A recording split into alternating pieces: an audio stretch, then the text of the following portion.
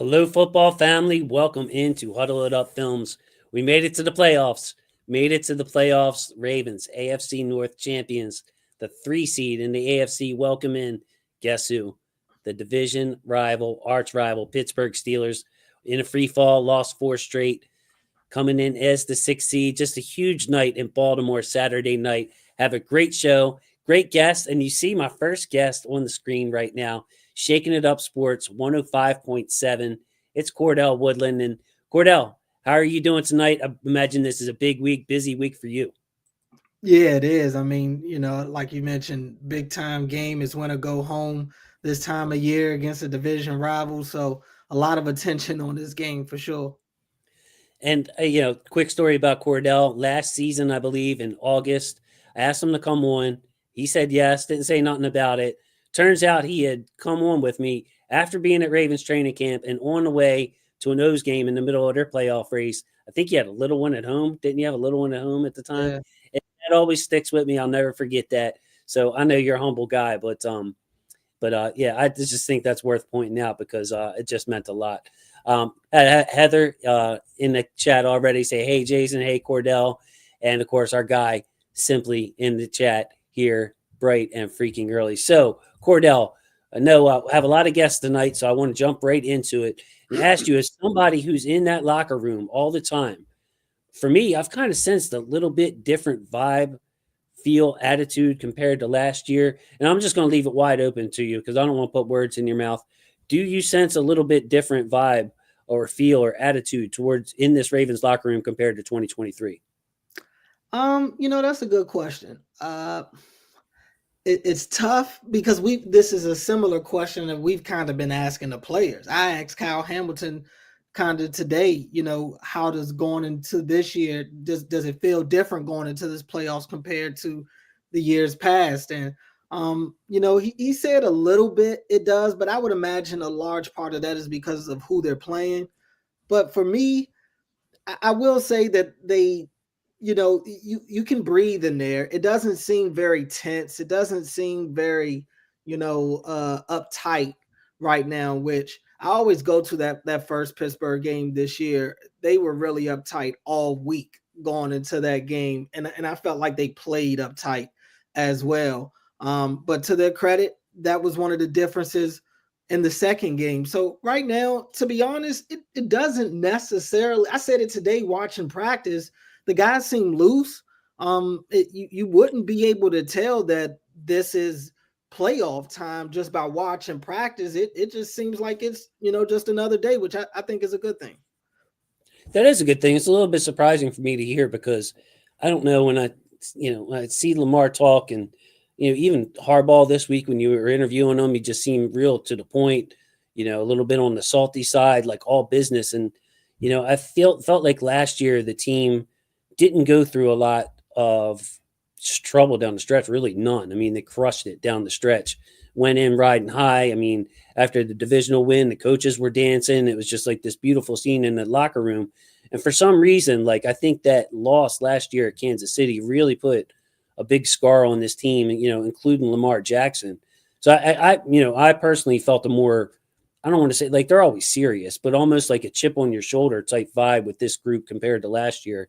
I guess I'm reading a little bit too much into it because you're saying it's a loose Yeah, I locker mean, room. You wouldn't. I think the players are loose. I mean, when you talk about John, I mean, that's just kind of that's just how he is, especially this time of year. I saw a lot of people online made a lot out of that press conference and his one word answers and some of his demeanors. And look, I'd be surprised if that wasn't the John that we got on Monday, to be honest with you. That's just how he is in some of these big games.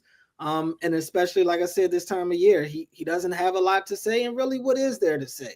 Honestly, it is stressful. It's a very stressful situation to be in when you're one of the better teams in the league.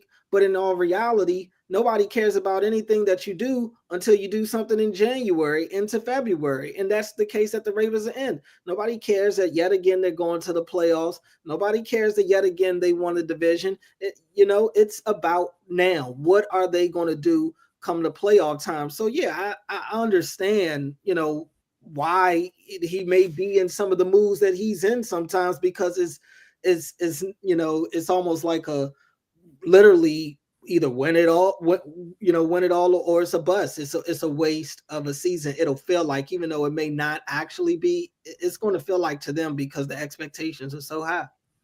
Yeah, and rightfully so. I mean, I feel like when you have a player like Lamar Jackson, especially on your team, you have a chance every year. And then just seeing how this season evolved, the times that they went through early and how they're playing now.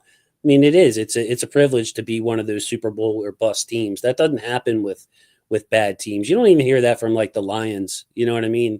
Who have Mm-hmm. been dominant now for almost 2 years. It's like you never hear that kind of pressure. That is a testament to the Ravens organization. Side note: I might have commented under your tweet on this, but I kind of like this the hardball that I saw this Monday. Like it just, he tries to be nice, cordial, always respectful. But this week you could tell like it felt like a playoff game, and I as a fan, I just kind of love that. So Cordell, wanted to ask you, I don't know how much you can say, you're willing to say, or if you really even know anything, but having someone who's actually in the locker room at the facility at the castle, wanted to get your thoughts just overall on Zay Flowers' status for this week. Didn't practice again today, so missed the first two practices. Tomorrow, Thursday, is the last practice, and we'll get that report if he's questionable, doubtful, or out.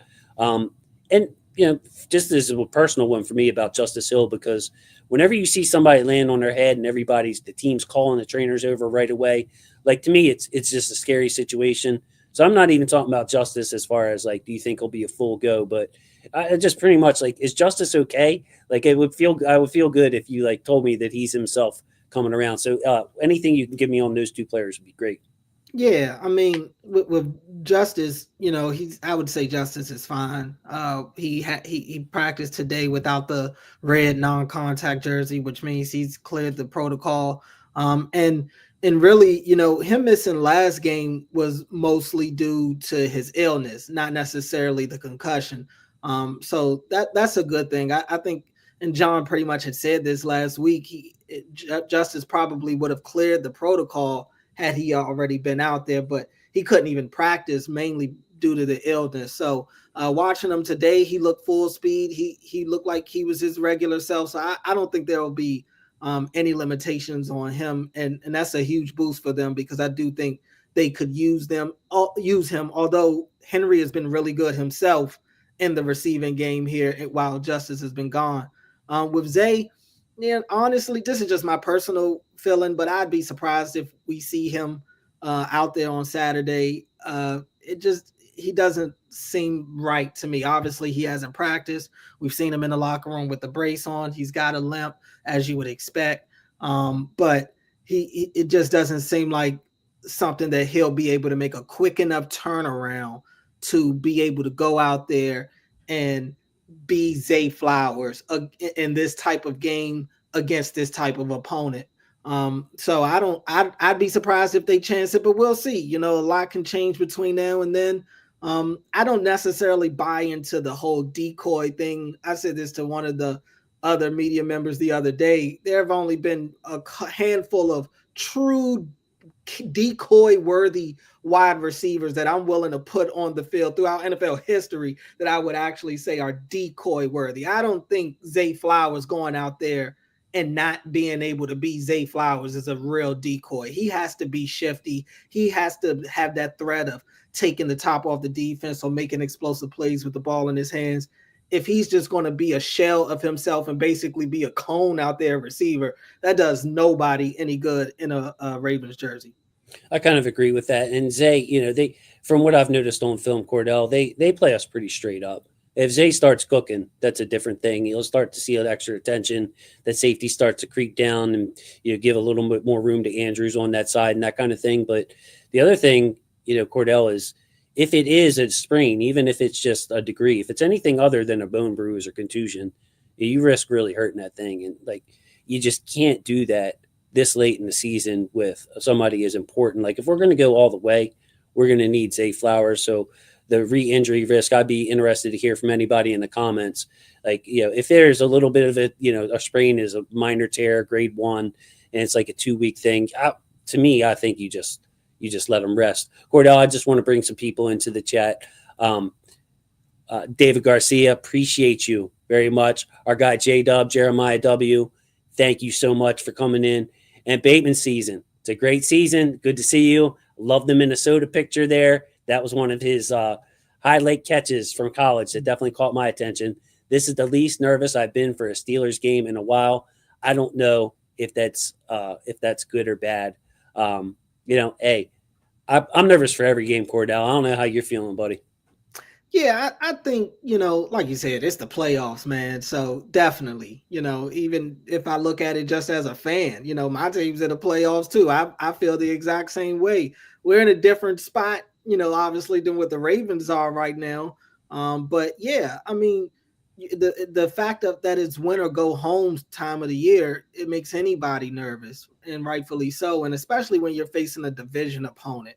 And specifically in this game, man, you just weird things happen. You can't go off of who the more talented team is, because if that's the case, the Ravens wouldn't have, well, what is it now? Lost eight of 10, the last 10 against Pittsburgh. I mean, it's more than that. It's more than that. It's a lot happens throughout 60 minutes. And I tell people this all the time. When people watch the Ravens go up against a team like Cleveland, it's like, why aren't they beating them by 40 points? It's a division opponent. You're not going to look your best against division opponents. It's just very rare that happens, because they know you so well. Each team in the division is built to beat the other three teams. So, you're always going to get a different type of fight from those teams. So that's why I would definitely, be a little nervous. Obviously, I'm picking the Ravens to win. They should win. But you just never know, just not only just because it's the playoffs, but also because of who they're playing and the history of these types of matchups. Yeah, I'm totally with you, Cordell. For the record, I'm nervous about anything I care about that's completely out of my control. You ask me about kids, anything like that. Like, I'm generally nervous. So, I believe in this Ravens team. It doesn't mean I'm not confident in them. I think they should win this game. I think even without Zay Flowers, they are the more talented team. We're going to dig into the matchups as we go through this show, but there are reasons for me to worry. This is a talented Steelers team that's quite frankly underperformed. It's just very limited on the offensive side right now. But I mean, it's the Ravens Steelers, and this is a question I had for our next guest, but I'm gonna kick it to you. Like, that 9.5 point spread that I checked before we came on, it just seems too high for me in a rivalry game like this. And I'd just like to get your opinion on that. Not that I'm a gambling man, but that caught my attention. Like, wow, man, a playoff game. I know the two teams, but like you said with the Browns, they're just so scouted so well. We know them so well. They know Lamar and Henry so well. I mean, I can tell you, they're not going to let Lamar run. Like, we've watched this team, unless they do a total 180. Lamar is going to be limited in that running game, the design quarterback read option game. TJ Watt or Highsmith or whoever it is going to be meeting Lamar in the backfield, and it's going to be on Henry and our offensive line to get those yards. So just little stuff like that. They know each other so well. That 9.5 point spread. Yeah, I think it is too high. And that's not to say that Ravens can't cover it. I mean, they definitely can. Pittsburgh can't score. So eventually you'll expect Baltimore to be able to pull away.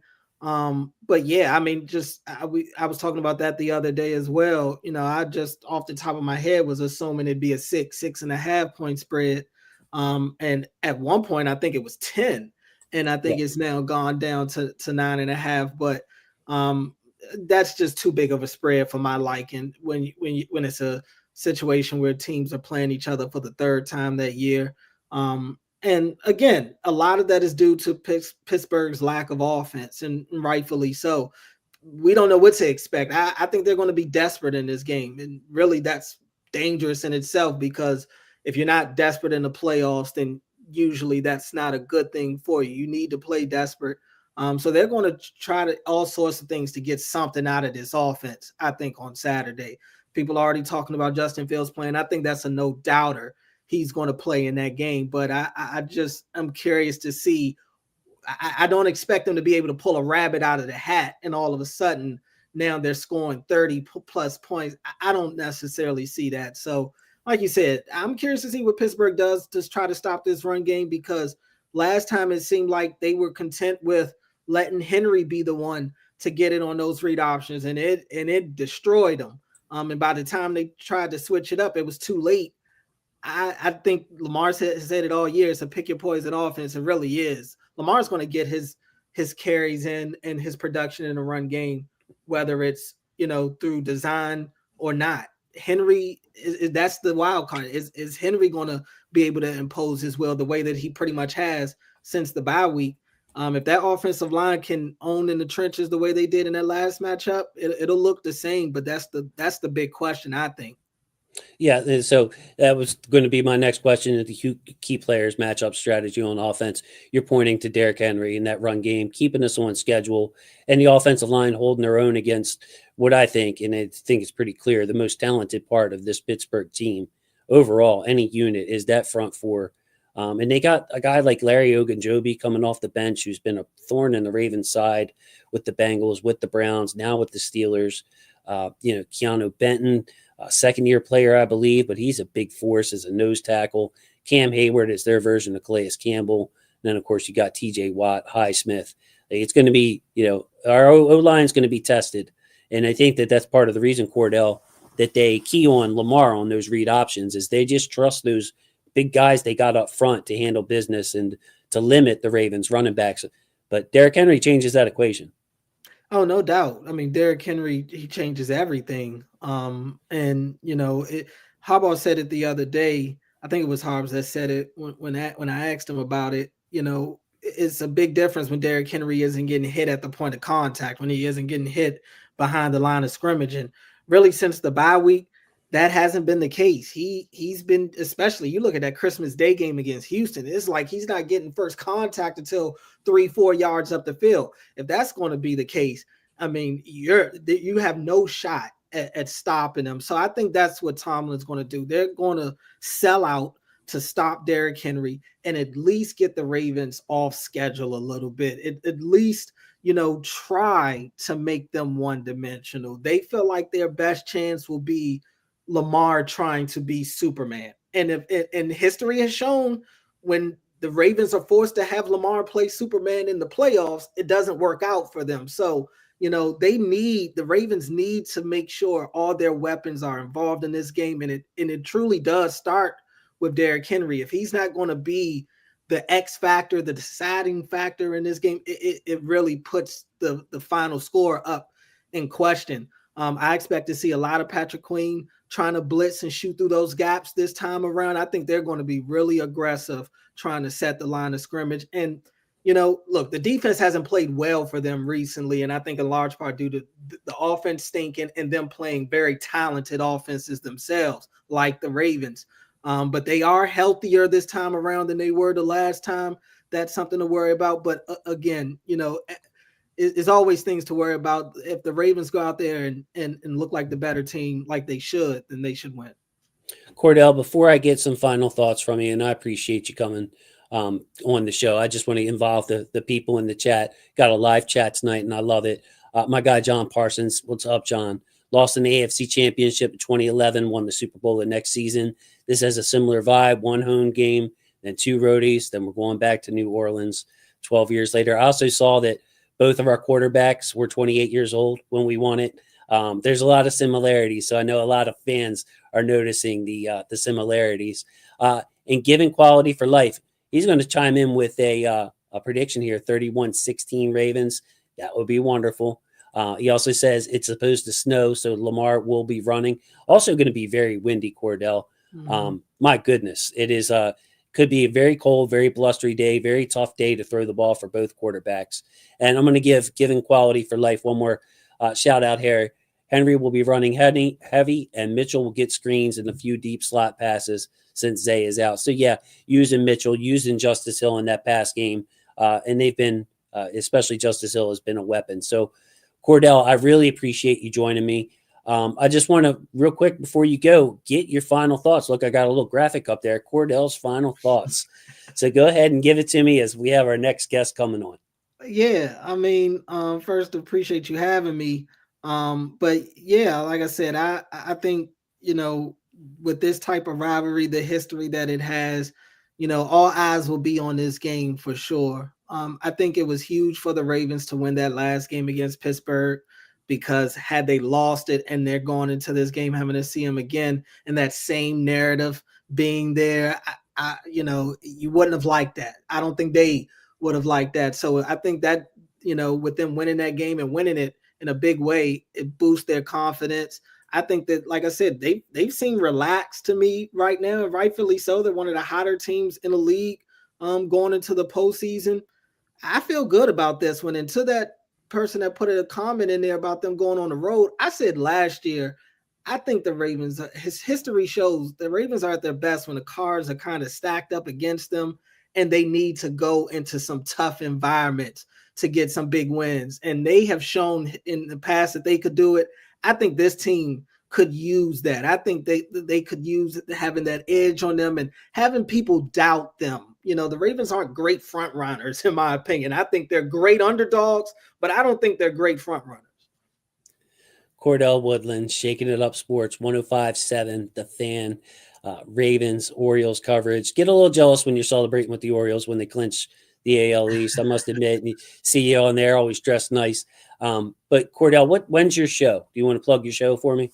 Yeah, Shaking It Up Sports. You can catch me any given weeknight on The Fan. A lot going on these days with college basketball and football still, in the playoffs. So we air all those games, but I find my spots in there throughout the week. So I think next week I'll be on Wednesday, but I'll definitely tweet out my schedule. And you never know when you'll hear me on some of the other shows as well. Yeah, you see at Cordell Woodland right there.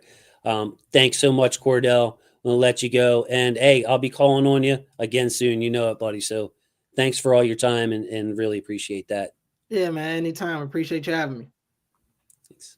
Cordell Woodland, everybody. So we have another guest coming on, someone whose work I've admired for quite some time. And I'm just going to bring her on here because I see her waiting. You get a thumbs up? Okay. Here she comes. Sarah Ellison from the Ravens Vault.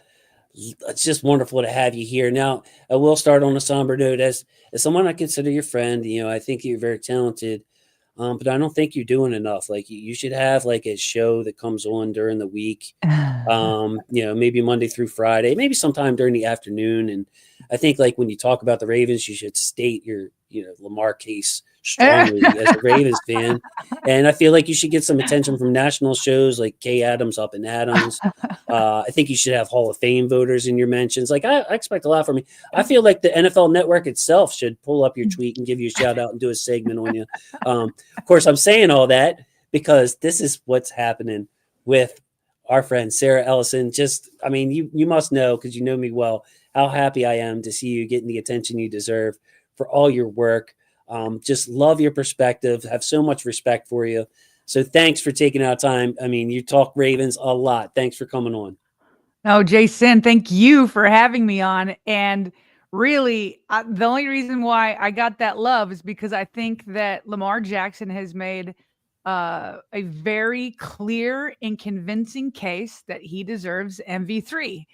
And, there was just so much Josh Allen narrative where I feel like some of these voters were going more for narrative rather than what is slapping them in the face in this historic season. And that's not to take away from Josh, but obviously Lamar is head and shoulders better. And so I just needed to reach out to a couple of these these MVP voters and try to at least get, his case out there. So I don't know that it was me as much highlighted as just me highlighting Lamar's case, and he makes that easy. And that's the truth. Your content is really based on the team that you're covering. It can be pretty. We're very, very lucky as Ravens fans just being able to watch a competitive team year after year. Of course, you're going to have some fluke years, but just a successful organization. And then on YouTube, I've noticed we lose, viewership goes down. Sure. Things happen and I can't imagine covering a team that was just like 3-13 and having to feel like, oh man, I don't even know if I feel like going on and talking about this. This is miserable. So, but yeah, with the Lamar MVP talk, I'm right with you. I've talked about it on this channel before. I was almost hoping that Burrow got in because those narrative type voters might enjoy the Burrow narrative more than the Josh Britton narrative. Like, I feel like Burrow maybe stole some Josh Allen votes. Because if you just go off performance stats, every advanced stat, the hard stats, the game against teams over 500, the historic season that Lamar has had, I mean, it's not hyperbole said last week to call it one of, if not the greatest season by a quarterback in NFL history, because you look at all his passing stats, and then that's not even taking into account how he affects the games with his legs. So, hey, we got a big week though this week, Sarah, and we could talk about Lamar all day. I know me and you on that, but you have been in that locker room. You know, when I first started admiring your work was when you were working for the Ravens. And, you know, I wanted to take this opportunity to ask you, Steelers week, is it different? Playoff week, is it different? How do you expect the locker room? And I think you were you there in 2014 when we played the Steelers in the playoffs?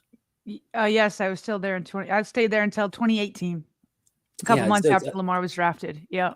I figured so. So, you know, can you please speak to like how the energy is different, or how the locker room, the castle itself is different during a Steeler week, during the playoff weeks, and then maybe when you throw them both together? Yeah, well, it definitely is different. I think in part, almost all AFC North games are different because they're so meaningful. You have to win the division in order to set yourself up in the postseason. And so there's just the element of those division games counting almost twice as much.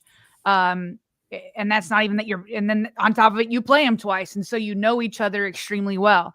That's number one. Number two is each division, and this isn't just the AFC North, but everybody's built within their division to win the division. So when they call this the most physical division in football, or the black and blue division, that's the way it's built. You play, you know, AFC North versus, you know, the AFC, East. It's just a different vibe. It's a different vibe if you're, you know, NFC West. Like it's all a different vibe. And so, you know, that your body is going to go through a few thousand car accidents. Like it's no joke. Then on top of it, you have obviously the storied history. And then on top of that, this time around, this is the third time around, and it's the playoffs. And if you watched Hard Knocks and you saw John Harbaugh's speech to the team going into just the Browns, and that was just the Browns who are not winning anything this year, but they were ticked off that the Browns stole one from them. And so John Harbaugh reads a scripture that says, "Vengeance is mine, saith the Lord." And then he says, you know, the vengeance can be ours. They're coming into our house. And so it does get you can feel it in the air in the building. You can feel that it's a massive week. And yet at the same time, they're trying to make it as any other game. And you heard when Lamar Jackson was asked in his press conference yesterday about maybe being too amped up. And as the reporter was asking the question, Lamar Jackson's eyes is like wide and bulging. And he's like, yes, agreeing with it, that maybe in his younger years that he got too amped. And if you watched Wired or Hard Knocks, you'll hear John Harbaugh go up to Lamar before the game. He's like, it's just another day, right? It's just another game. Like, we're taking it easy. This is easy. And, you know, and then when they pan over to Lamar Jackson, when he's on the bench during these games, he looks like the old Joe Flacco, right? Where it was like, is Joe falling asleep over there? Does he know that this is a playoff game? But all of it is a strategy to not get too amped, so you don't get so much emotion that you get taken out of your game plan and you're pushing so much. So it 1000% is a different feeling in the air. They know how big these games are, and especially this one, but they're trying to keep it as business as normal or business as usual, because they've been succeeding that way. So take that same vibe, that same momentum into the postseason. It's so true. It's so true. And it's got to be a tough balance between, you know, just managing your emotions, knowing that it's a one and done, but at the same time, trying to treat it as if any other game. Like, there's a balance. There's a dichotomy there that I think is really complicated. And, you know, I think one of the Hard Knocks, I'm not sure if that's one you're referring to, but Harbaugh went up to Lamar and was like, it's all smiles and positive today. Mm-hmm. No matter what happens, we're staying positive, all smiles and positive. And, you know, I think that I was glad to hear Lamar say that in his younger days he pressed, because I noticed that sometimes you can just take 3 points. Even last year, like the throw against Kansas City, just take your 3 points, whatever it may be, live to fight another day. Because Sarah, when you look at the talent of this Ravens team on both sides of the ball now, it just needs to make sure it plays its game, stays under control. This Ravens team doesn't have to do anything special to beat any other team in the National Football League, in my opinion, Sarah. Yeah, no, I mean, they just got to stay and be who they are. Be who they are. Do you ever watch the is it Bleacher Report that puts out the what's that cartoon? The Heights. I'm trying to remember. I've seen that. Yes, and they Lamar was like, just pretend it's the regular season. Yeah, he's like looking in the mirror. He's looking in the mirror and he's saying to himself, "Just pretend it's the regular season. Just pretend it's the regular season." And that's exactly what everybody needs to do, and it's not just Lamar. Because it is, I honestly believe in that AFC North, not AFC North, the AFC Conference Championship against I've got my daughter waving at me. It's so different doing this when they're at home at school. I'm live, honey. Text me. She just keeps banging on the door. Sorry. I tried to ignore her for a couple minutes there. But that's okay. I love that stuff. It's bedtime, so I don't know what she's doing here. So anyway, she's not used to me being on this late. But in that going to the AFC Championship game against the Kansas City Chiefs, the psychological warfare kind of started before the game, right? Between Tucker and Kelsey and all this different stuff. And it just seemed like their whole goal was to bully the bullies. And so if you show that they're getting under your skin, then you've lost like your bully edge. Like you've lost the edge of what you have over people. And so the Chiefs being in these moments, these big moments so often, they've mastered it, being able to take the emotion right up to the edge without it taking them over. Like, it just seems like they were always so in control of their emotions and could get the Ravens to kind of like step outside of themselves. And so that is why, as big as it is, that's why when you'll hear reporters at pressure say, okay, well, I know every game is just like the other, but isn't this one bigger? Well, the answer is obviously yes, but they can't think that way. And so they're like, nope, just another game. Nope, just another game. Just got to go into it like it's another game. Don't think of it as kryptonite. Don't go in there thinking about last loss or previous playoff losses. Like, all of that's in the past. Take this one game at a time. Take this one play at a time. Take it one drive at a time. And that's what your focus has to be. Love it. And I wanted to ask you, I think a big part of limiting mistakes in this game, and I just had to bring it up and make a graphic. I'm sure you've seen this. I don't know if you've addressed it on your show, but Jonas Schaefer, Baltimore Banner, of the NFL 17 crews, Alex Kemp is working the Ravens game. He's heading the crew. Kemp's has called the 8th most penalties per game this season. Kemp's crew also leads the league in offensive and defensive holding flags per NFL at NFLpenalties.com. The Ravens had 9 penalties overall for 85 yards when Kemp officiated their game in Week 7 on Monday night versus Tampa. This is a concern of mine, Sarah, is just playing clean against this big, especially they call a lot of penalties on the offensive side, lead the league in offensive holding. You've got Cam Hayward, TJ Watt, Alex Highsmith, Keanu Benton, Larry Ogunjobi, Montavious Adams, a lot of big, strong guys. You have to limit the holding. You've got to trust your feet. You've got to concentrate on your technique. And in an emotional game like this, Sarah, getting beat and relying on Derrick Henry to break a tackle is much better than what we saw in that first Pittsburgh game, which was a lot of 2nd and 20. So, yeah, this is a big focus of mine on this game, Sarah, if you could speak to it. Yeah, it's when you said the word clean, I put this penalties and turnovers in this. So they've obviously been cleaner since the bye. And when it comes to offensive holding, to me, the lines are bright. If there's not a lot of gray area, like, keep your hands inside of your defender. If you bring them outside and get inside the shoulder pads, they're going to call you. Keep it inside near their chest. And once they get around you, you got to let go. You got to let go. And so, I think it was Voorhees who, stepped in for McCary because he was ill last week, but he was fighting an offensive holding call and they showed a replay. And I'm like, Voorhees, it's textbook, it's right. Textbook. Got him on the shoulder. Yeah. And luckily it didn't snowball and get into more things. And so, you got to be in there and you got to be disciplined. And This time around, the Steelers will be more healthy on defense. TJ Watt didn't even make it onto the injury report. He was dealing with issues in that Week 16 game. Even when they turned it around and were playing in that Kansas City Christmas Day game, if you again watched Hard Knocks, he's like, I already feel infinitely better than I did last week when it was against the Ravens. And so I'm sure that was helpful to Roger Rosengarten and Ronnie Stanley and everybody else in there. And so you just got to play clean football. And then in terms of defensive holding, Brandon Stevens, get your head turned around. You know, Bobby, my co-host on The Vault, did a pregame interview with Jimmy Smith prior to that Browns game. And he really dove deep with Bobby into the secondary and what's going on there. And he gave his analysis on Marcus Williams, but also Brandon Stevens. And, you know, he kept talking about with Brandon Stevens that, you know, his technique, he's always right there. And I know you know this, Jason. And we've always been like, it's just the ball skills and getting your head turned around. But what Jimmy mostly honed in on was that it's like, don't panic in that very last split second because you're exactly where you need to be. So just stay calm.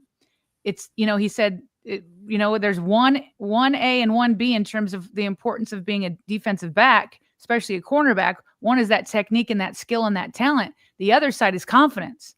And so I think that's why they're not like giving up on Stevens and yanking him, because it's like they see how close he is and he just has to close that last half a second, right? Turn that head and have ball skills. And when you don't turn your head, it's easier to call defensive holding on you.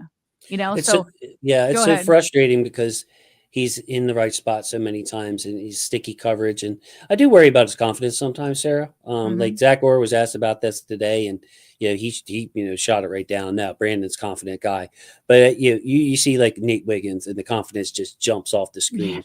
You see Marlon Humphrey, and you could tell when he was confident. And then last year when he was struggling, you could kind of sense the confidence drop a little bit. Brandon, I do worry about him. And I remember a clip last year on Ravens Wired where Jadeveon Clowney was pumping him up. So I'm telling him, hey, man, you're one of the best. You know, don't worry about it. Shake it off. Because, of course, Brandon's always going to get targeted when you have talented corners and safeties around him. So I think that's a big key to the game. Now, Sarah, I really appreciate you carving out time for me. I want to pull this down, and I got your little graphic here like Cordell's. Sarah's final thoughts. So, man, we talked about the penalties with Cordell. We were talking about how this running game and how the Steelers have been hell-bent on not letting Lamar get loose in the read option part, the quarterback design running game. What are your thoughts? It could be offense, defense, penalties. It could be turnovers. How are you feeling about this game? What are some keys to the game? Leave it wide open for you to finish strong here. Well, I think the Ravens have the superior roster for sure. However, like we opened up with, is these teams are built on beating each other in matchups.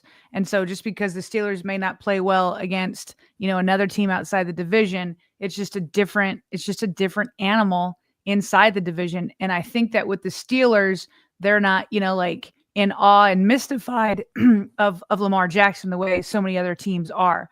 Like they've been up against him and they know the system pretty well. And so what I'm mostly looking at is what they were focusing on going into the Week 16 matchup. And Todd Monken gave this speech to his players, and he said it again at press conferences. He's like, since I've been a part of these Ravens-Steelers matchups, he's like, it's been all about turnovers. I can't remember how many it was. It seemed like it was like 7, 8, 9, something like that. There's just always these turnovers. Whereas in that Week 16 game, it was the Steelers who were turning it over. So when these teams are this close and this tight because they're in the same division and they know each other this well, then it does come down to clean football. Because if the Ravens, Bill Belichick started saying it in like Week 3, and I will continue to say it now. I honestly don't think that the Steelers can stop the Ravens, but the Ravens can stop themselves. So take care of the football. Don't get baited into their strategy. Their strategy is always the following. Keep it close until the end of the third or early fourth quarter. Then they take their big shot and just deflate you on the other end. So I don't even want it close. Get out early to a big lead. obviously ride Derrick Henry. Zay Flowers isn't going to be there, so you guys talked about it already, so I won't get into that. The quick game has to be there, but you've got to ride Derrick Henry early, make them be afraid of him, and so it can set up the play action. You're going to need that play action during this game, because in so many games the Steelers have focused on Mark Andrews. They've said he's not going to win the game, but then when Zay Flowers was around, he's like, okay, I'll win it. So then they were focused on him, and that's how Mark Andrews finally scored his first touchdown, right? It ever against the Steelers. Well, Zay's not going to be there this time. So it'll have to be Derrick Henry taking some of their attention away, have them get sucked in on that play action. And then, so keep it clean, use Derrick Henry, just run, and break them down, but try to get out to that early lead so that it doesn't play into their strategy of keeping it close and then having one big shot to say George Pickens over Brandon Stevens late, and all of a sudden you're deflated. Get an early lead and don't even let them play that little game that they like to play. And Sarah, I feel like we know this because that's exactly what they did in the game one. That's exactly what they did all the way back to 2020 when this bad streak against the Steelers started for the Ravens. Ben Roethlisberger couldn't push the ball downfield.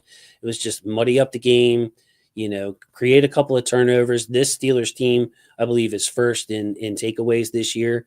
I think they had like 7 or 8 games last time I looked with 3 takeaways or more just this season.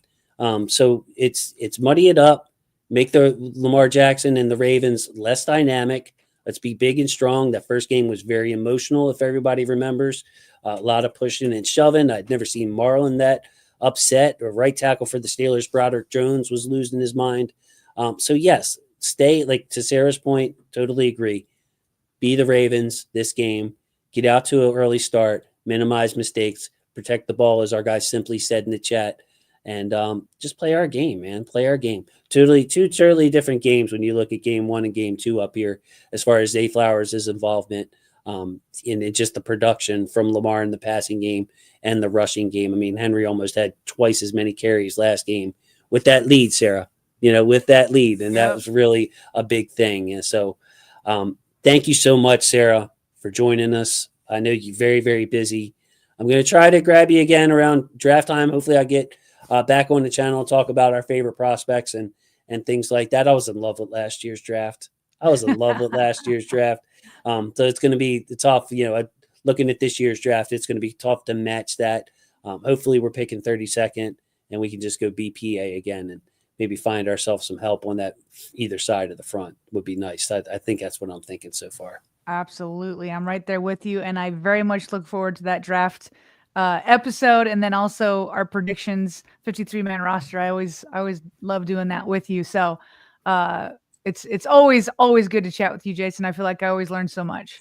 Sarah, and thank you. I said something about Cordell and how he's treated me. And I mean, you're right up there with number one. You and Ken from the start have really embraced me and really just treated me well. I mean, to carve out time this late at night with the kids and everything. But yeah, pick up your game, all right? Maybe go to the Super Bowl, interview Ogden or Steve Young or something. Stop being so lazy out here, okay? Get some national attention. Go on some shows. All right. Well, you do the same challenge right back at you. Yeah, right. Sarah Ellison, everybody. Thanks, Sarah. Have a good night, okay? You too, Jason. Appreciate you. There she goes. One of my favorite guests, favorite people in the Ravens flock, Sarah Ellison. Just awesome. Like J-Dub saying, even Sarah's energy is awesome. Yeah, even at night, Sarah's energy is awesome. She is. So our last guest of the evening, need to break down these X's and O's like we do every week. Someone whose evaluations I trust as much as everybody. Had to break him out for Ravens Steelers week. We get to collab. I bring him on in the draft. He knows these players like the back of his hand. Love agreeing with them. Love disagreeing with them. We got to dig into this matchup because it's Ravens Steelers week. It's Chris Just Joking from the Deep Cover podcast. Also still doing the roundtable with Coach Chris. Yes, sir. And it's that on Mondays, I believe. Mondays, 9 p.m. Eastern time, 5 o'clock Pacific Ocean time, I think. 3 p.m. Hawaii. Sure. Yeah, we'll make it work. Make it work. What's up, but man? yeah, I know it's just great to have you on. I appreciate that. You having me. So look, let's not waste any time. Let's dig into the matchups. We talked a lot. Yeah, I had Cordell, I had Sarah on, so we talked a lot about big picture stuff. And now it's time to dig into this matchup. Chris, hope you like the graphic, brother. This is what I've been rolling with during the season. I'm gonna start off with this Ravens offense versus the Steelers defense. Steelers defense hanging in there. Last time we played them, though, Chris, no Deshaun Elliott, no Dante Jackson. Was a little bit different defense. TJ Watt was banged up, so that whole left side of their defense, right side of your screen, had a little red cross on there last time. Have Deshaun Elliott highlighted, Chris, because I mean we know what kind of impact he has in the run game. We saw it here, but the Steelers fans really love him. The coaches love him, and it seems like he's grown as a player and really makes an impact in the pass game. So he's one of my key players of this game, Deshaun Elliott.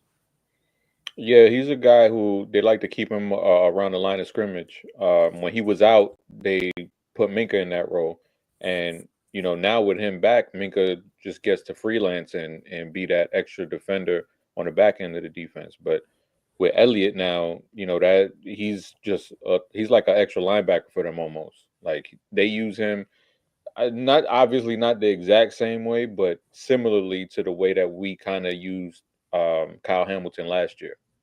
They like to put him up against tight ends and stuff like that, and just keep him around the line of scrimmage. So yeah, he's he may not have the Derwin James type of pull when it comes to casual fans, but when you watch the games and you see his impact, like he's making a huge impact for this defense. He's going to have to again this week, especially. You talked a little bit with Sarah and Cordell. Just want to see if you're going to back me up on this. Is you're a tape guy just like me? It seems like every time the Steelers play the Ravens, and it's a read option look, they're taking away Lamar Jackson and forcing him to hand it off to the running backs, not just this year, but in total years. So a big game for Deshaun Elliott to be that extra guy in the box on those looks, come charging down and try to get Derrick Henry before he gets going. Do you expect them to switch that up at all this week and make Lamar beat him, or would you expect mostly the same strategy? I expect mostly the same strategy. I think they're going to put all of their resources into stopping the run, whether that's Lamar or whether that's Derrick Henry. With Zay out, I mean, I wouldn't fault any defense for saying, these wide receivers are going to have to show me that they can beat us, and dare them to beat us. And our main concern is just going to be take away the run. Now, what I think the Ravens should do is let them take away the run. Don't deviate from that. Keep going. Try to stay on schedule if you can. Just keep chipping away. To me, this has to be one of those throwback 2010 kind of games where, you're not going to be throwing it all around. Yeah, you might have to punt, play the field position game, but stay the course. Don't deviate. Don't say, oh, we haven't broken a long run or a big play. Stay with it, and the dam will break. I like it because when you look at the numbers that are scrolling below, it's no secret that the Steelers have been much better against the run than they are at pass. They've been susceptible against the pass. But Chris, you're talking about, I mean, you're up in New York. The weather down here is nasty. It's cold. It's supposed to be windy, snowstorm. The Ravens are going to have to get something out of Derrick Henry on first down, to stay ahead of the chains, to not face 3rd and 8s, 3rd and 9s, 3rd and 10s all game, but to get themselves in the 3rd and 4s, 3rd and 3s. I think that's very important to stick with Derrick Henry. The 2 games against Pittsburgh, he's had success. That first game, though, it was the penalties that kept taking away Henry in the run game. Big runs called or good runs called back, and then all of a sudden you're 2nd and 20 and Justice Hill's in the game. So I agree with you. It's a big key to keep Henry involved in this game. You mentioned Zay Flowers, just for anybody who's not following, he missed practice 2 days in a row now. I would consider him a long shot to play. I guess you do too, Chris. I said earlier, I just want to get your thoughts on this. If he does have a sprain and it's not just a bone bruise contusion, I wouldn't risk playing him, even if he says he's good to go and hobbling around out there. Because the last thing you want him to do is, tear a weakened knee, with his LCL and, with the knee in a weak shape. you don't want to lose somebody like Zay Flowers. We're going to need him on this run. Yeah, for sure. I mean, it's always better to just be safe than sorry. And it's not like this is a matchup where you're like, we need Zay in this matchup. Obviously it helps to have him, but this Ravens team, this Ravens offense is more than equipped to deal with this Steelers defense, in my opinion. So we had a question in here from Bateman Season. Love that picture. Chris, you remember that catch? We scouting Bateman, Minnesota. I don't know if you can see it. It's kind of small. Yeah, We it's mossed tiny. the guy there. He went up. What do they do? Up top now, man. That's the thing. Went up Mhm. top on him. Head top. Yeah. Who do you guys think takes over the screen game with Nose? Don't think I ever saw one to Bateman at all. Hill. Chris, you want to start us off here? Yeah, I'm gonna say Hill and Isaiah Likely, the other Zay. I think those are two guys who they can trust as far as guys who can have that, because screens, they're about timing. It's like a dance. You have to peel off and just do everything in sync with your blockers too. And I think to throw somebody in there who's not used to it right now, I think that'd be a mistake. And guys like Justice Hill and Isaiah Likely, who have done it, who have been getting those kind of looks throughout the season, I think those are the guys that you can trust in those roles with those kind of plays. Totally agree. I'll throw out a wild card in there too, Tylan Wallace. That's our guy. And when Zay came out of the game last week, we saw Tylan a lot on the playing Z and playing F and in motion and that kind of thing. So Tylan, obviously, with the yak skills, the return skills, somebody that the Ravens trust with the ball in his hands. I'll throw him in the mix there with Hill and Likely. Yeah, but Likely is a tough tackle. Like, it's nice on this Ravens team, Chris. I feel like for years we wanted a yak player, and now I'm looking out there, and I wouldn't consider Andrews a yak player, but all our skill guys got some yak to them. Maybe not Nelson, but you look at Bateman, he's got some yak. Likely, Zay Flowers, obviously, Tylan Wallace. We got some players, Hill, that can make something happen with the ball in their hands.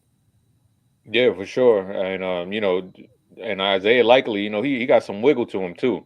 Out in space, he's made a few guys miss this season. So, yeah, hopefully, those guys can get loose and get a big one here against this defense. So one of my main concerns, Chris, is Cam Hayward. Now, he actually missed practice with the illness. Though you would expect him to play. Maybe he's weak, not at full strength. But Cam Hayward is a pain. He's just such a good player. And he is someone who can draw holding penalties, who can beat you and just be so strong, tall, long against somebody like Pat McCary. That matchup up front kind of worries me more than the other ones. Obviously, you're going to get TJ Watt's going to get chipped, and we're going to help on him. We're going to have to game plan from them. Highsmith and Stanley is a great matchup, but Cam Hayward is the person I have highlighted here, Chris. Yeah, I mean, if you just watch last week's game against the Bengals, I think he had like 2 or 3 batted passes. He was a monster in that game, and even on the plays where he wasn't getting to Burrow, he was impacting the plays, and we've been saying that for over a decade with him. He's one of those dudes who, he will wreck your interior if you're not ready for it, and there's reason to be scared of him. And it's not just him too, because Keanu Benton, I mean, he's not, he doesn't rack up a bunch of stats, but he's a talented player as well. Yeah, big, strong guy, nose tackle plus is what I like to call those guys, where they're not just a run stuffer. They can really push the pocket, and maybe they're not a finisher on the quarterback, but really cause a lot of havoc in the background. Those bigger, stronger guys, I feel a little bit more confident in when Faalele is matched up with them. Because Faalele is strong. Once he anchors down on you, bro, I mean, Faalele's got a really good anchor. It's the other parts of his game. Anybody with kind of quickness really kind of scares me. Who else on this Pittsburgh defense that we're looking at here now did you want to highlight? Like, who stands out? You can talk about the stars like TJ Watt, the undersized slot corner like Beanie Bishop, star like Minka Fitzpatrick, PQ. You got a lot of choices, Chris. I mean, it's definitely going to be TJ Watt, because he could be a game record, and the last time out he wasn't 100%. I think he's been working his way to get as close to 100%. And I think, obviously, Rosengarten and the Ravens, they did a good job dealing with him the last game. But like I said, he was coming off of that injury. Now he's going to be better. Just, it's going to be amped up a little bit more because it's the playoffs. So, he's going to have a little bit extra juice. So just don't let him wreck the game. Don't let him get that strip fumble that, unfortunately we're used to seeing him get. He's just another one of those guys in that long lineage of outside pass rushers that the Steelers have. Yeah. Yeah, some really good one. James Harrison is always the first one to pop to my mind. So when you're talking about preparing for Watt, Chris, a big main strategy on passing downs is to chip him. So, for everybody at home, if we're lined up like that, have Andrews give TJ Watt a shoulder to give Rosengarten to slow Watt down a little bit, give Rosengarten some extra time. But what that does, Chris, is that limits the distance and the routes that Mark Andrews can run. So when you're talking about chipping TJ Watt, like, how do you balance between Andrews likely? Is that even your main strategy, or do you maybe scheme against them? Do you slide protection? Do you use your running backs to help protect, or would that mess up, protected against the blitz? How do you stop him from wrecking the game? To me, you run right at him. Bring the game to him. Lean on him all game. Let's see if he can hold up. Let's see how healthy that ankle is. You want to come screaming off the edge? All right, we're going to throw some screens your way. Oh, we're going to leak. We're going to have somebody chip, and then have the running back leak out. Because that's exactly what the Bengals did. Burrow, he was just dumping passes off to Khalil Herbert and to his tight ends. Guys were chipping, and obviously we know the Bengals offensive line, horrendous. Right. So he would just see the pressure coming, dump off, get nice little 5-yard gain. The difference between Khalil Herbert and players like Derrick Henry, Mark Andrews, Justice Hill, even, who has more juice than a Khalil Herbert, because I don't even remember who the backup tight end was who was getting these dump off passes when they were chipping on the Bengals. But the Ravens have guys who are more talented with the ball in their hands. So if Lamar could just stay on schedule and just hit those little passes, you don't have to hit the home run. Hit those little passes. Don't let the pass rush get to you. That's going to slow down the pass rush. It sure will. And, it's an old adage for any of the aggressive defense is the screens and the draws. And, man, I come back to Justice Hill on that. I'm going to give my man, Mr. James out there. Hey, Mr. James, not sure if I said hi to you earlier or not. Busy night tonight, fun night tonight. But Justice Hill in this game, one of the questions I asked Cordell when he was on was, how does he look? Is he all right? Like, it was kind of a scary injury, the head injury, and people calling the trainers over right away. And Cordell said he looks fine. He shed the red practice jersey. Having Justice Hill in this game full speed is going to be important. The passing downs to give Henry a break and to use him out of the backfield. His pass protection's been good. And just out of the backfield, just a weapon for us to get us back into down and distance. If we do have a penalty and it's 1st and 20, you swing past to Justice Hill, all of a sudden it's 2nd and 9, 2nd and 8, and it don't seem so bad. So, yeah, I think this could be an important game for Justice Hill if things start going sideways on us. If they start going sideways, I mean, play a game, man. We've seen the synergy that Lamar and Andrews have had over the last, I don't know, like 8 games or so, whatever it is. But those two dudes right now, they're on a heater. They just, whatever they're doing out there is just turning into magic. And that's going to be his go-to guy right now, with Zay out. And obviously we know Rashad, he could route some people up and do his thing too. So, everybody just has to step up their game, especially with Zay out. But I don't anticipate this being one of those games where they're going to drop Lamar back a whole bunch of times. Like, I really do think that they're going to be patient with the run game, even if it's not working in the beginning. I think they'll be patient, and I just think they're going to be themselves.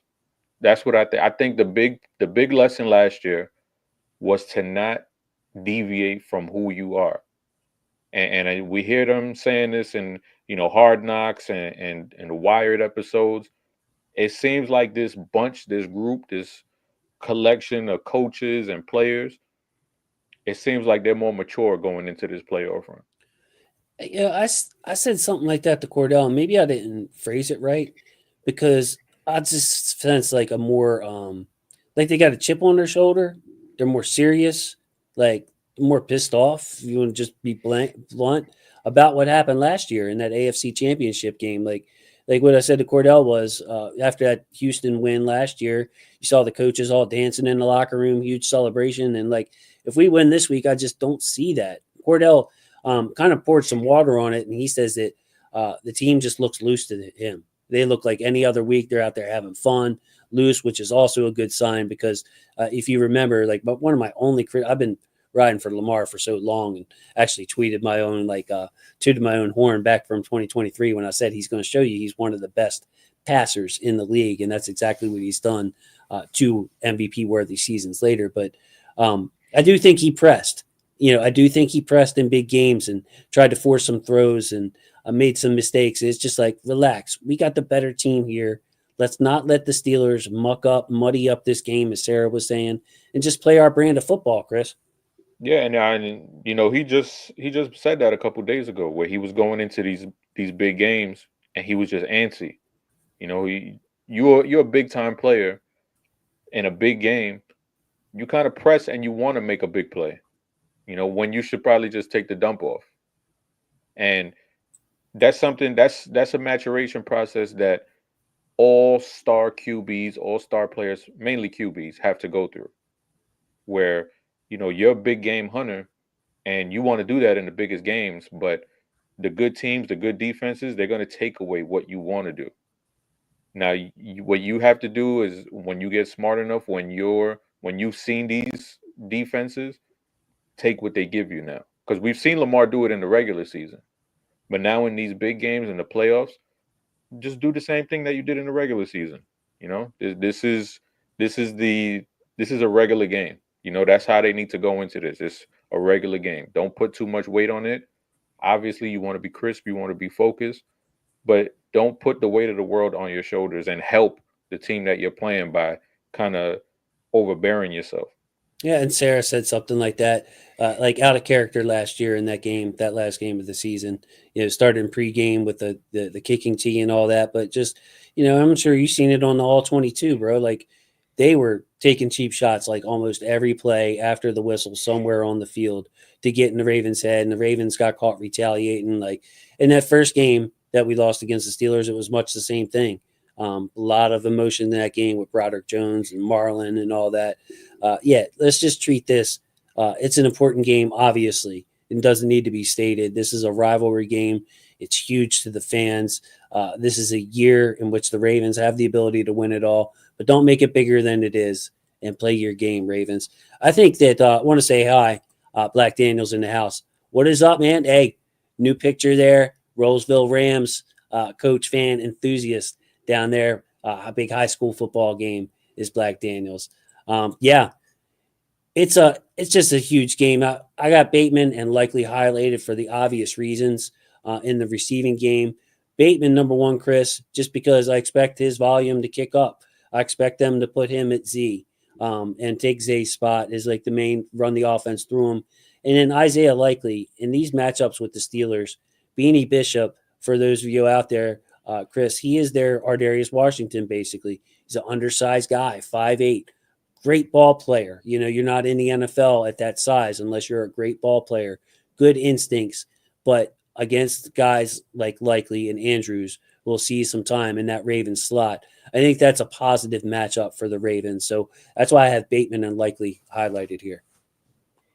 Yeah, man. And, Bateman, with the way he runs routes and the way that, Porter likes to get handsy and grab on wide receivers, we could see Porter, put into some compromising situations with the way Bateman runs routes, because that dude, he's gone to another level when it comes to his route running. Like he was a good route runner, and now he's turned into one of the best route runners in the NFL.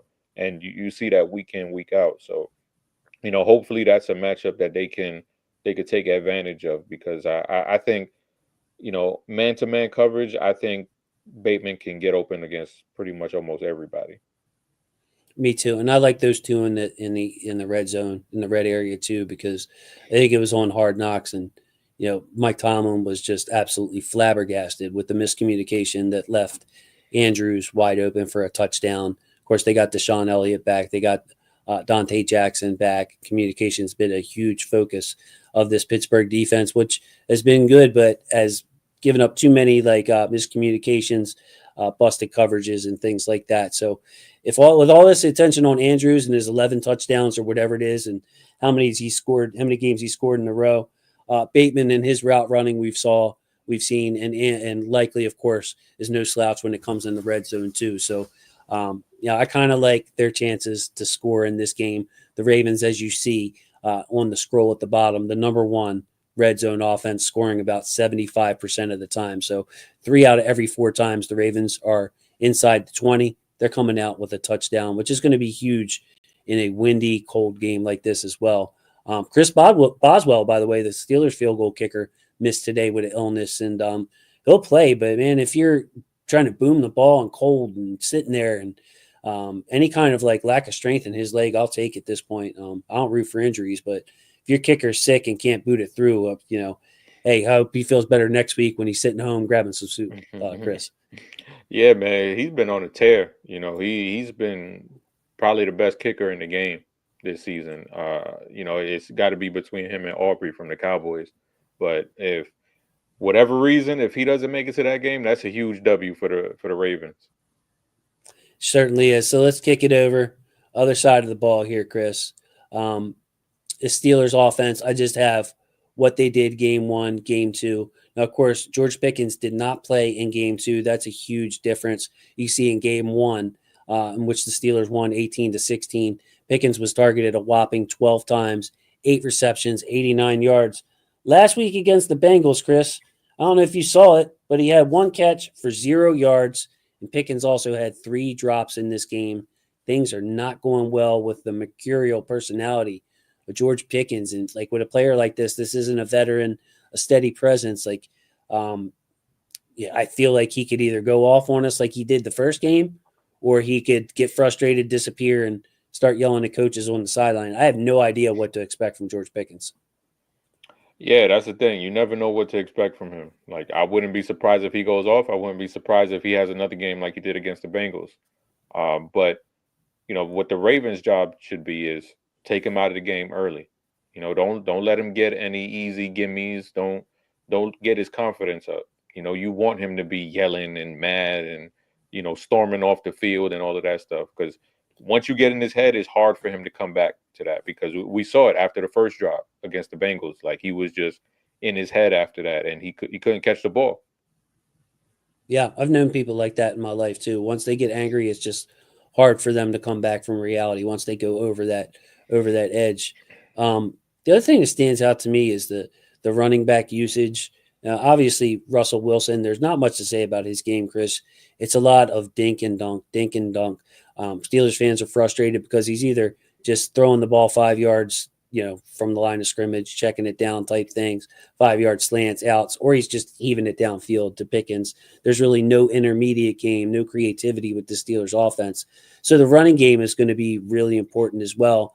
And you can see, the first meeting, Najee Harris had 18 carries, Warren had 9. Last game, that the Ravens won and were ahead, they used Warren a little bit more. And, of course, Warren, a threat out of the backfield, had 5 catches for 45 yards on 5 targets. These two backs, Chris, I'd rather Najee Harris be in there than Warren.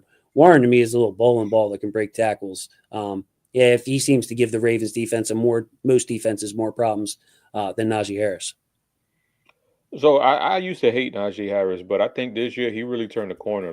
He stepped his game up a lot this year. Hats off to him, because he's a completely different runner than he was even earlier this year. I don't know when the switch happened. I don't know if it was week 5 or week 6, but he started running completely differently. And, now he's just north and south. He's not doing any of this dancing around. He doesn't think he's Saquon Barkley anymore. He's just going north and south, getting what the defense gives him. And, a player like that, that's what keeps you on track. That's what keeps you on schedule. We had that with Gus Edwards before. Gus Edwards, he wasn't spectacular, but you knew when you handed him the ball, you were going to get positive yardage. Right. And it's almost the same thing with Najee Harris. And then Warren, like you said, Warren is just dangerous. Like, you get the ball to him in space, he can make nothing out of something. So, to me, that should be the focal point. The focal point of the defense is stop taking that runaway, because you take their runaway, now you force Russell Wilson to have to beat you. And in 2025, if Russell Wilson is beating you in 2025, then you don't deserve to go to the Super Bowl. I like that line of thinking. Yeah, this game is going to go through the running backs for the Pittsburgh Steelers, and you see by the number, it's not running there. That's Ravens' defensive numbers, but the Steelers stick with the run, Chris. Like, their yards per carry is very average, but they were around 10th in rush yards. So they run it a lot, even though they're not getting a big chunk yardage in their run game. They stick with it. It's this problem we've had with our own Ravens. We want them to stick with it. The Steelers, you don't have to worry about that. They're going to keep handing it to Najee Harris and Jalen Warren, even if they're only getting 3.5 yards per carry. So their performance is going to be very big. And, that leads me to Mason McCormick, the Steelers' right guard, who has a broken hand and not going to put a cast on it. He says he's going to play with a brace, but if he cannot go, he said if he can't get his grips right, basically, he's not going to play. And Spencer Anderson, 7th round pick out of Maryland, filled in for him last week. So right guard, he's a rookie with a broken hand, or you're going to get a 7th round backup in his second year. Now, also look at Zach Frazier, who's a prospect that both of us loved as a center, but he's an undersized guy too. When you're looking at some of the beasts the Ravens have on the inside with Madubuike, Jones, and Pierce, I think they all need to have big games, especially Justin Madubuike. I would love to see him pressure Wilson up the gut against the rookies, and then also hold his own in the run game and help shut down these Steelers running backs that we were just talking about. Yeah, man, this group it's been a weak group for the Steelers. Moore at left tackle, he's just been a turnstile. Broderick Jones, same thing we saw at the first game where I think Oweh had 2 sacks against him. 2.5, yep. So he can be got, and obviously if McCormick, who's he's been a damn good rookie for them, but if he can't go, that's going to be huge, because now you have your interior is going to be compromised too. So you got your tackles and one on the interior that's compromised. That's going to be a long day. And like you said, guys like Madubuike, like Jones, all of those dudes in the interior, like, they can really wreck this game for a guy like Russell Wilson and the run game too. Yeah, and like Mr. James is saying, especially at home, you get that crowd behind you. And the Ravens are deep, Chris. I think every time Madubuike is out there, Jones is out there. Like, they're like officially they rotate him in like first team, and then Pierce will come in there with Broderick. But it's just a lot of big bodies. And like you said, like that, Siomalo is kind of an up and down player for me, Chris. Like, he's the one guy on that line who can really road grade you, their left guard. But he can also be had in the pass game. But if Madubuike, Travis Jones, and the guys step up in the middle, in a way, it's obviously able to take advantage. Van Noy is able to take advantage of not the most talented tackles, as you were pointing to. That's going to bode really well for this Ravens defense, because it's going to make it tough on Najee Harris and Jalen Warren and Russ, of course. Yeah, for sure. And this has to be a big game for those edge guys. Van Noy and Oweh, both part of the 10 sack plus club now. So, it's time to take that success from the season, translate that over to the playoffs now, because this is a prime spot for them where they can eat against probably the weakest tackles they'll see in this playoff run. So with the other weapons the Steelers have, Freiermuth, Van Jefferson, they're basically just possession guys. Not a lot of yak from those guys. I mean, I feel like every time I see Freiermuth run a route, it's just like a little 5-yard out route. And that's pretty much what he does. Van Jefferson, the definition of a possession receiver at this stage in his career. Calvin Austin, though, Chris, he's the guy that can you can get some explosion out of him, get some yak out of him, an undersized guy. If he spends time in the slot, they try to move him around to get those matchups over the middle of the defense. Marlon Humphrey's going to have to come through, and what I think is a low-key area you can exploit the Ravens in is still over the middle, whether it's Chris Board in there, Malik Harrison, Roquan. I think that you can find some space over the middle, even with the greatly improved safety play. So Calvin Austin, important guy to shut down here. Obviously, Pickens speaks for himself. We talked a lot about him. Yeah, with Austin, it looked like he was taking a little bit of a step, and then he's kind of regressed a little bit. And I think it was last week that he had the fumble and the on a punt return. Right. And they really, for whatever reason, they really gone to Jefferson more. But I'm with you. Like, I think I was a fan of his when he was coming out. I obviously super explosive, twitchy guy. And he's a dude you have to pay attention to.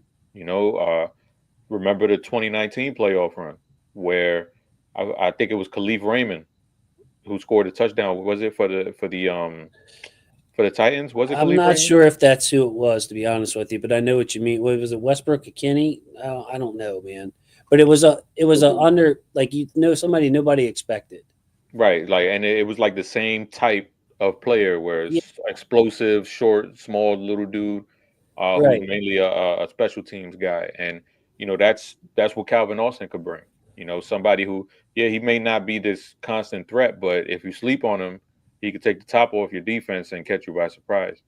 A lot of dink and dunk, a lot of dink and dunk. So if you have a limited pass game like that, I'm looking at yak guys. I'm looking at yak guys, and Austin is the guy that scares me. So Pickens, Brandon Stevens, now obviously they're going to move these guys around. Anybody that hasn't seen the show before, it's not like the offensive players are stuck in this position. They're going to move guys around, but that Pickens versus Stevens matchup is something that fans are going to look at, analysts are going to look at. How quick of a leash do you think they would have on him? Because I'm thinking back to that first game, Chris. Trey White was brand new to the team. They had picked Stevens in there, and then Stevens got picked on. I think it was like in the third quarter or something. They pulled Brandon Stevens out the game, put Trey White in, and then Trey White had two of the most beautiful contested catches past defense against Pickens, where both players were doing everything they could to get that ball. Perfect technique for Trey White. So I think when you're talking about the catch point, Pickens is one of the best in the NFL, if not the best. And Stevens has constantly had problems at the catch point. Trey White seems like a better option to me in this game. What are the chances that the coaches go to Trey White? To start off the game, or if they see B. Stevens struggling? Yeah, I would expect that Stevens is going to start just because he has. But how do you see it playing out? Like, talk me through it. I think they're going to go with the same kind of rotation that they've had, where they sprinkle Trey White in a little bit. But I think John Harbaugh, he's a guy. He's going to dance with who brung him. That's what he's shown. And I don't see them, unless he starts struggling like crazy, I don't see them taking Brandon Stevens out for like prolonged periods of time. Like, I think it'll be the usual, like where Trey gets his handful of snaps. All right, yeah. Now I'm with Black Daniels here. If he's getting cooked and you sense it, and I feel that, Chris, I asked Sarah about this, but I sense like with Brandon Stevens, his confidence is wavers sometimes. Like, you could kind of see it with Marlon last year when he was struggling. He wasn't the same confident Marlon. It oozes out of Nate Wiggins, just confidence all over the place. But I think B. Steve gets a little down on himself some. So he's got to come through and get his head right, because I agree with you, Chris. I don't think Trey White's going to start the game. But I agree with Black Daniels here. If he's getting picked on and they just keep going to Pickens, they need to have a quick hook and bring in Tre'Davious. Yeah, I agree. If he's struggling, if he's, making he kind of had a boneheaded mistake the last game against the Browns. He actually looked back when he was in phase, which he's always great in phase. He looked up at the ball, tracking the ball. Then for whatever reason, he turns around and looks at the wide receiver while the ball is in the air. Yeah. And the wide receiver caught it, and that's where he knocked the ball out, and it wasn't a touchdown. But It's like play the ball. Like you're looking at the ball, you're tracking the ball. The wide receiver can't do anything without the ball. So why are you turning back to the wide receivers? Like it just didn't make any sense. And I just wish he would be more confident in his ability because it's not a physical issue. You know, you look at his speed, good. You look at his agility, good. You look at his physicality, good. But it's that point, that catch point, that's where things just go haywire, and he forgets that he's a cornerback. Yeah, totally agreed. So early downs here, staying, just like we said in offense, staying ahead of the chains, putting the Steelers in 3rd and long. They're not a team that can convert in 3rd and long unless they're just, chucking it downfield. Mike Williams did not put him in the offensive depth, and that was a dumb move by me. But Mike Williams is another big target that they can heave the ball downfield to. Before we get to final thoughts, Chris, Justin Fields, I kind of expect him to be used in this game and not just on a play here or there. Like, I don't know what something's telling me that Justin Fields could get a series, or, they could have not just a package where he's in and out. Maybe they run a few plays for Justin Fields. Maybe he gets an entire series in each half, to use his legs and to try to get something started in this one or done situation for the Steelers. Yeah, I can see that happening. They sprinkled him in a little bit, towards the end of that first game to ice the game.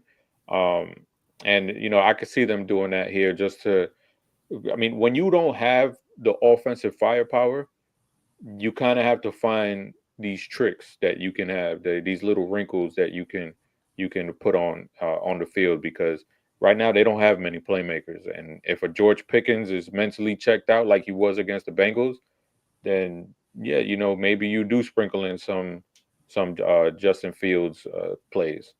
Right, or if they're having trouble running the ball, say, Mhm. and all right, well, we'll just read option and we'll make sure we get like 3 or 4 yards at least off of that. Like I could definitely see it, because things are going so poorly in Pittsburgh. They haven't scored more than 17 points in 4 straight games. I think they're averaging just a little over 14 points over the last month. So it wouldn't hurt to switch things up. I'm sure the Ravens are going to be. I would imagine the Ravens are going to be prepared for Justin Fields. Zach Orr said as much today. Mm-hmm. Yeah. So who else, on this defense, before we kick it to the final thoughts, anything else do you think is a key, or any player that you think needs to have a big game for the Ravens? Anyone else you would like to highlight? For me, it's probably going to be Darius Washington, because we know that the Steelers, when they're in those 3rd and 6 plays, they want to go to Pat Fry moves. And we've seen Darius lock up on tight ends. Doesn't matter how big they are, doesn't matter how strong they are. He's been cuffing them up. So, and obviously Darius, he's wearing a bunch of hats in this defense. You see him playing on the back end of the defense. You see him playing up in the box. You see him playing in the slot. You see him supporting in the run game. So, he's going to be an important part of this game too, especially if they try to get Freiermuth involved. Yeah, I could see him, and I like the way he's been creeping up as a robber. Some of these cover 3 defenses we've been throwing out. I could see Darius jumping one of these slants, Chris, or short crossers or something. He almost had a pick in the end zone on a Jerry Jeudy play against the Bengals. Oh, Browns, right? The Browns, yeah. Yeah, exactly, man, exactly. And he's one of our favorite players, Darius Washington. So yeah, he sticks out. I did get a little worried when I saw Darius trying to tackle big Darnell Washington, 6'8", built like a lineman. I'm like, all right, I believe if size ain't a factor with my guy Darius, wait a minute, that guy's 6'8", 6'9". This might be a little bit of a problem, but of course Darius tackles him like it's nothing. It's beautiful. Jeremiah J-Dub checking in. I think we jump him 21-0. That'd be great. So. Yeah, that would be great. The less stress, the better for this. I want this to be a joyous occasion. So here we are, Chris. Final thoughts time on this game. Doesn't have to be on offense or defense. It could be just strategy, vibes, everything you have. Huge game, man. The division rival is the 5th time we've played them in the playoff. The first time we played them in Baltimore. 9.5 point favorites seems like a lot to me, but then again, I understand it. What do you have on the game, man? What do you got to say to the people out there, buddy? It's basically just it's not what's on film. It's not, talent. It's what we can't see. Keeping your composure. Don't press too much. Keep the game on track. Keep the down and distance on track. You win that, you win the game. You can't just think that, all right, we're gonna come out, we're gonna dominate these dudes. Like, when you have that mindset and then it doesn't happen, that can mess with your psyche. And I feel like that's what's happened in the past with the Ravens, is they feel like, oh, we got to jump on these dudes, and it doesn't happen. Let it take care of itself. Let your talent, let your preparation, let it take care of the game, and it's going to lead you to where you want to go. Don't try to press. Don't try to come out and score 50 points in the first quarter. Yeah. Yeah, no, I love it. I love it. It's a mentality thing. And this is, and like Black Daniels is saying, just trust the script, trust the game plan. And I want to see, and that adds to your point. And, I think that Derrick Henry helps with all that, guys. I really do. Like, just turn around, hand the ball to 22. And if he gets 3 yards, he gets 3 yards. But you know what? Next set of downs, or if it's 3rd and 2, we're going to trust him again. We're going to put Ricard in the game.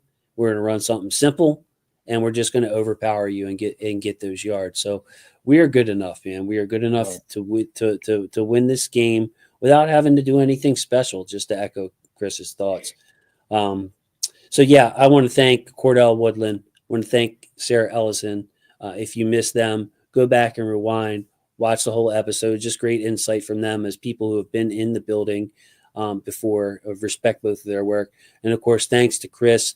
At Chris Joking, if Chris Just Joking, if you want to follow him on Twitter or X, he's my guy. Deep Cover Pod with MC Michael Crawford. Got a new episode.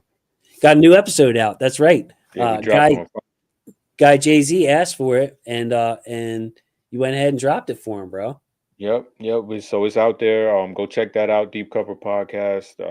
We did it with Dinar Melton too, who's on a Fire Zone show. So it was a good episode.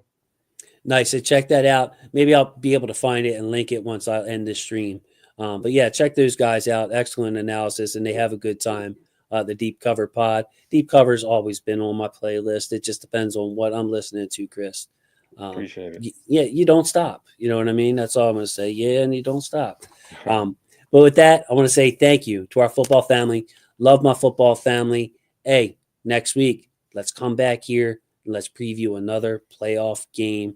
Let's go Ravens. Chris, thanks so much. Please say good night to the people for me.